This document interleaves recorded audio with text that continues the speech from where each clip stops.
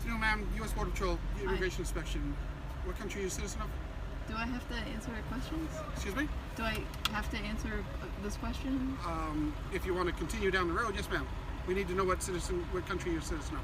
I have to answer your question in order to keep going down the road. Were you born in the United States, ma'am?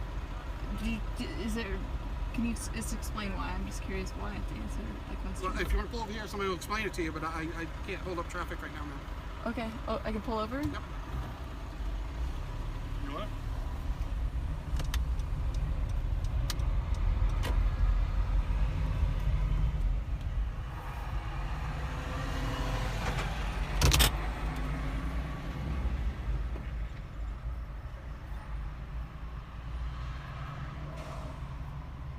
This is kind of nerve-wracking.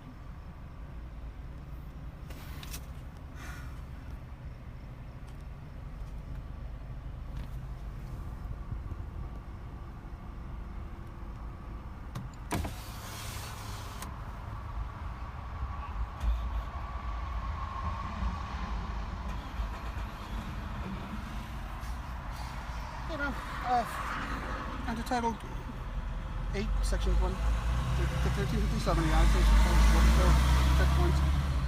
Agents have the authority to stop and question a person at a checkpoint concerning his or her right to be or remain in the United States. Okay? You have the right to stop and question a person, but do I have to tell you? Well, it's kind of derived that that if we ask you that you should answer us, yes. Okay. All right. It's also this one here. What authority do you have to stop me? The United States Supreme Court has stated in U.S. v.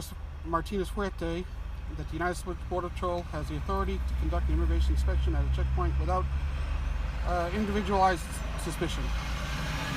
What does that mean? It means we can set up this checkpoint to ask people their citizenship. Okay, so long as you have, you're stopping every car. Oh, yes. Everybody comes through. Oh, okay. So are you a U.S. citizen? Yes. And you, ma'am? Yes. Thank you. Okay. Any other questions? Why here? Just because? It's just a random checkpoint. Okay. It's within 100 miles from the border, so we just occasionally set them up to see what we can catch. Just curious, if someone, if we had chosen not to answer, would you have let us drive away? As long as the agent is pretty sure that you are U.S. citizens, yes. What is that?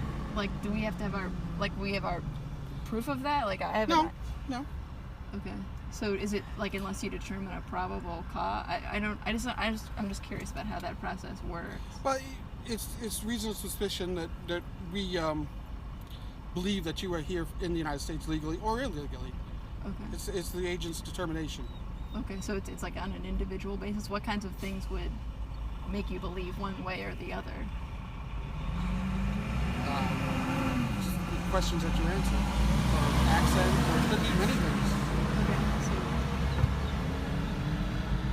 how do you determine the difference between even though you're stopping every car, in that card it says what was the language?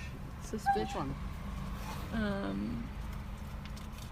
This one? Individualized suspicion, Without individualized. I guess my question is, how do you make sure you're not profiling anybody? Because we stop and ask everybody.